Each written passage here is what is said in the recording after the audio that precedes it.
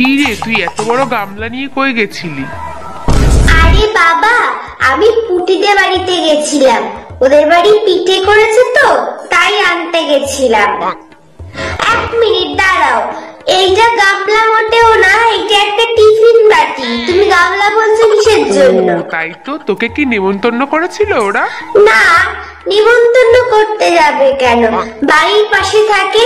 আমি বাবা আমার অন্যদের অত পর মনে করি না, ওরা পিঠে বানাচ্ছে গন্ধ পেলাম তাই জন্য আমি গেছিলাম। তো খালি হাতে আসলি কেন? পিঠে হয়নি না, এখনো? পিঠে বানানো তো হয়ে গেছিল, আমিও গেলাম কিন্তু দিল না, আর বসতেও বললো না।